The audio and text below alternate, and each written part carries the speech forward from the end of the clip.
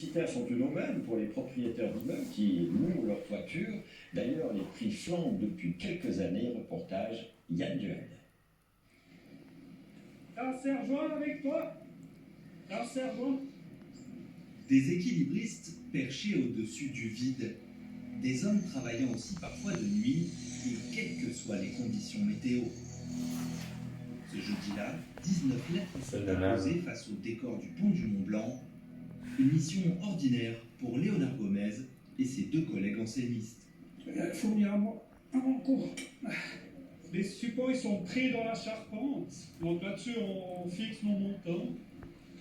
Et puis après, on vient avec le châssis de l'enseigne fixé sur les montants. Si tout est bien préparé, c'est un peu comme un Lego. Mais il y a le vent, par contre. Ouais, ça aujourd'hui, on n'est pas gâtés avec le vent. Cette très grosse publicité lumineuse, posée à 27 mètres du sol, pèse près de 90 kg.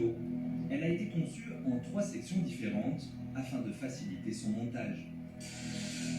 La fabrication a lieu dans cet atelier près de Lausanne, où nous avions filmé une semaine plus tôt. Il appartient à Néon Lumière, une entreprise qui pose des enseignes dans la rade depuis plus de 50 ans. Nous avons la lettre moitié, qui est faite entièrement en matière aluminium, qui est découpée et assemblée et soudée chez nous. Ensuite, nous avons la partie intérieure pour l'éclairage. Et par-dessus, on finit par apposer donc, le plexi sur la lettre. Une enseigne comme celle-ci coûte entre 25 et 50 000 francs. Le prix varie tout simplement en fonction du nombre de lettres qui composent le nom de l'annonceur. Aujourd'hui, ces enseignes sont éclairées par des LED, une technologie moins fragile, moins chère et surtout moins énergivore que les anciens tubes néons qui habillaient la rade à partir des années 30. C'est branché, les câbles sont tirés dans la filière, ok, impeccable.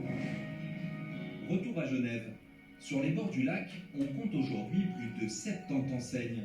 Ce sont principalement des horlogers, des joailliers et des banques.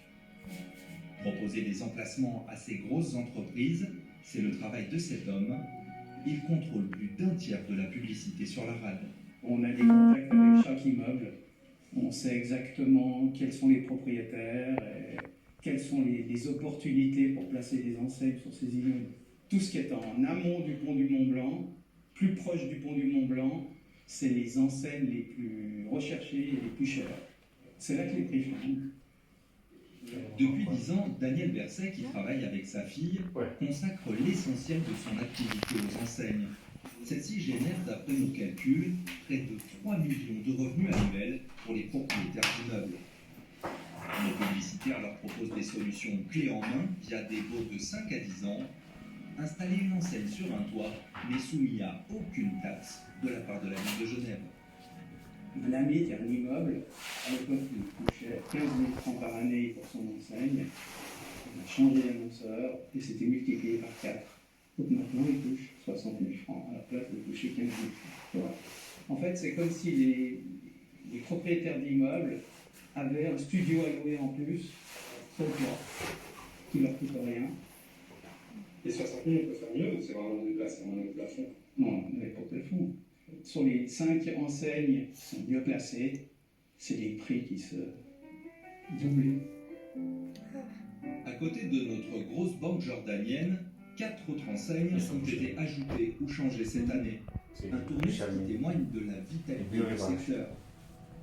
Par le passé, il n'en a pas toujours été ainsi. Regardez ces photos. En 1904, il n'existait quasiment aucune publicité. Dans les années 60, en revanche, ce sont d'autres marques, et principalement des hôtels, qui s'affichaient partout. C'est un paysage mouvant. Et pour les annonceurs, je pense que c'est quelque chose de très important. Ça leur permet de lier l'image de leur marque au patrimoine de Genève. Mais il y en a aussi que ces enseignes agacent. C'est le cas de cet homme, actif au sein de l'initiative Genève Zéro Pub, qui souhaite limiter